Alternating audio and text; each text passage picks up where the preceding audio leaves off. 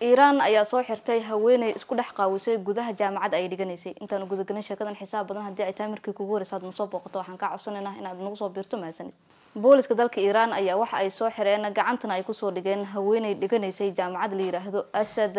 Islamic University oo ku taala dalka Iran gaar ahaan magaalada la yiraahdo Tehran kadib markii ay isku dhex qaawisay bartamaha jaamacadda haweeneydan ayaa sida la sheegay waxa ay ka caraysnayd kadib markii Iran ay haweenka ku soo rogtay awaamir ah in ay qaataan dhar asturan oo adag markii dambe haweeneydan jaamacaddu waxa ay sheegtay in ay tahay haweeney dhimarka ama madaxa looga jiro dadka u dooda xuquuqda insaanka ayaa ugu baaqay mas'uuliyiinta dalka Iran in ay sii daayaan haweeneydan la xiray kadib markii ay dharka iska saartay jaamacadda dhexdeeda taas oo ay ku sheegtay in ay kaga soo horjeedo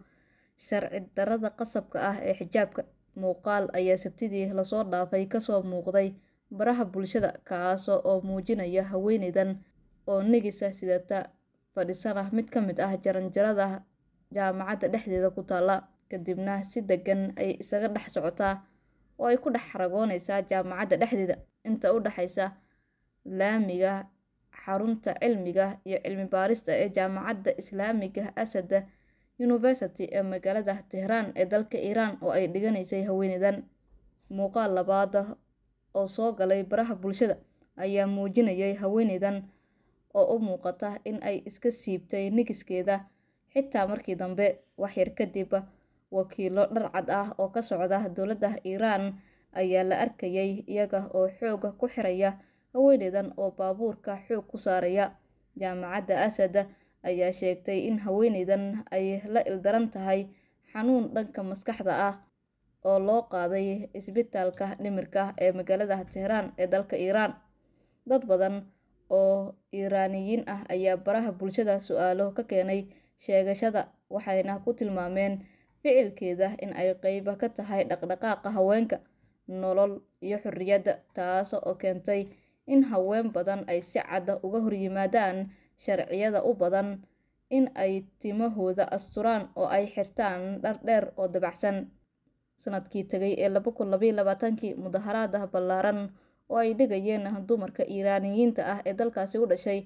ayaa qabsaday guud ahaan magaalada Tehran dumarka reer Iran ayaa sii xoojiyay mudaharaadyada ay ka dhigayeen wadooyinka kala duwan ee dalkaasi